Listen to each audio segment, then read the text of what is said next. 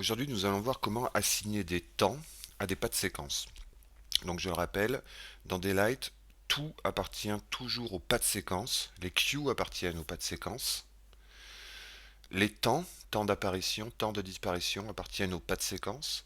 Les délais, délais à la disparition appartiennent aux pas de séquence et pas à la queue. Ainsi que les wait, qui sont les temps d'attente. Et entre parenthèses, tous les links, master link, time link, device link, step link, appartiennent aussi au pas de séquence et pas à la queue. Donc pour les besoins de cette explication, je vais faire quelques queues rapidement. Donc je monte un circuit, je fais record queue 1, ok. Je baisse, je monte celui-là, je fais record, valide. Au passage, vous avez vu, alors là je le remets à zéro, mais quand je double-clique sur un niveau, clac clac, ça le met directement à full. Et je recorde encore un pas de séquence, enfin une queue. Donc maintenant j'ai mon séquentiel où il y a 4 pas de séquence. Donc les 3 queues que j'ai créées, pardon, 5 pas de séquence. Les, euh, les 3 queues que j'ai créées, le pas de séquence d'entrée de la conduite et le pas de séquence de sortie de la conduite qui eux sont nécessaires à Daylight. Par défaut, chaque queue, chaque nouveau pas de séquence qui est créé se voit assigner des temps de 5 secondes.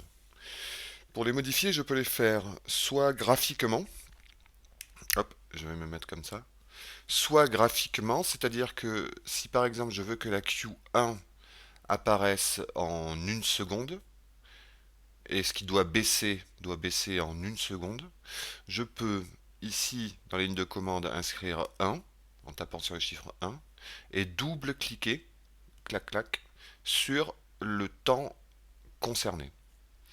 Je vais retaper 1 et je double-clique sur le temps de descente, de disparition. Quand je vais envoyer mon go, ce qui doit monter va monter en une seconde et ce qui doit descendre va descendre en une seconde.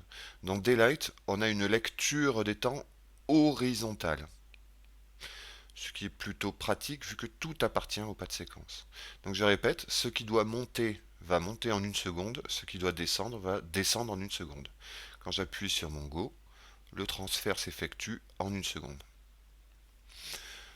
Une autre méthode pour assigner des temps, c'est par les raccourcis clavier. Donc, si je veux assigner par exemple 2 secondes à l'apparition et 2 secondes à la disparition sur le pas de séquence inscrit dans le registre de travail en préparation, je rends ce registre actif, soit en double-cliquant ici, je refais, je double-clique ici, soit en utilisant le raccourci clavier pour les registres qui s'appelle P. Quand j'appuie sur P, vous voyez, je change le registre de travail actif. Quand X2 ou X1 d'ailleurs, mais vu que je veux le faire sur le pas de séquence qui arrive, quand X2 est le registre de travail actif, je peux utiliser le raccourci clavier qui s'appelle TT pour assigner les temps croisés.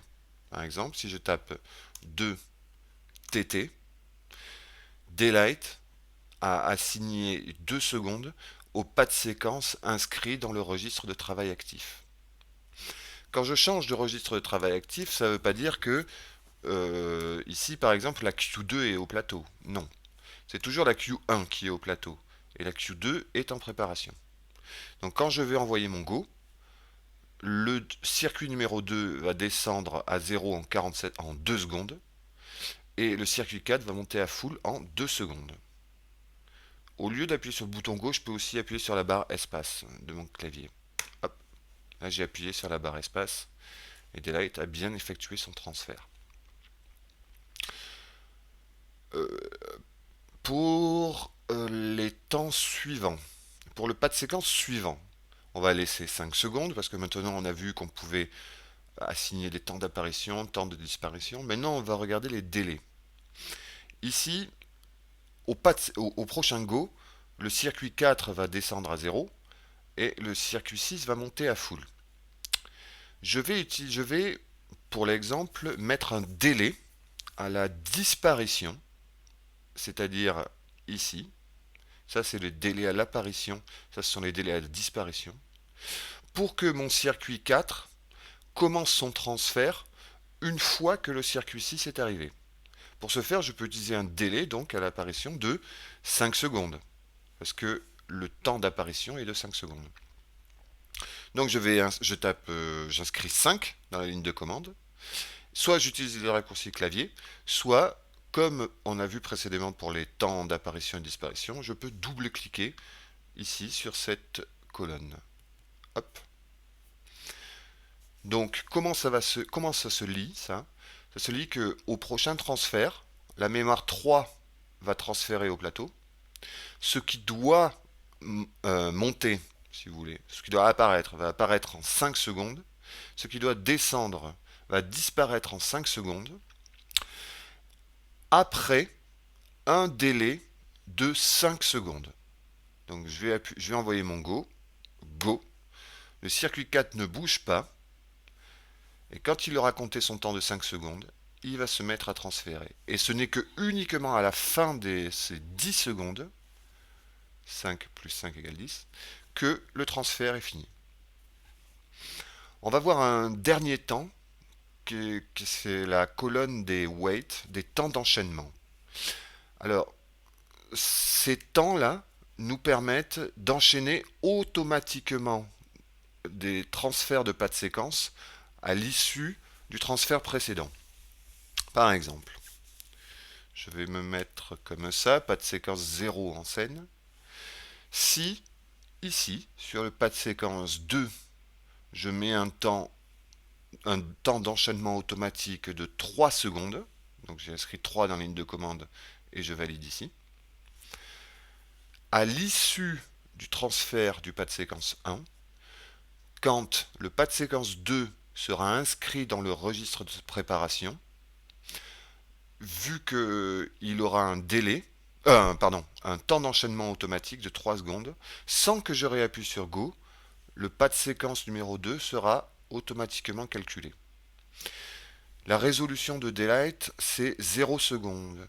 Si j'inscris 0 et que je double-clique ici, le pas de séquence numéro 3 va automatiquement s'enchaîner au pas de séquence numéro 2 une fois que ce transfert sera fini. Donc je vais appuyer sur mon Go. Go. Donc le premier pas de séquence est parti, j'ai rien rappuyé, le second pas de séquence est calculé et le troisième est calculé. C'est ce qu'on appelle les enchaînements automatiques. Pour effacer un enchaînement automatique, il y a plusieurs solutions. Vu qu'il n'y a rien dans la ligne de commande, je peux tout simplement double-cliquer sur la colonne. Hop. Voilà. Un autre moyen d'enlever les enchaînements automatiques, c'est d'utiliser les raccourcis clavier. Le raccourci clavier pour les temps d'enchaînement automatique, c'est W. Donc s'il n'y a rien dans la ligne de commande, je peux écrire W. Je peux taper sur W pour l'effacer. Donc je répète, la résolution minimum de daylight, c'est 0 secondes. C'est plus 0.1, c'est 0 secondes. Et voilà.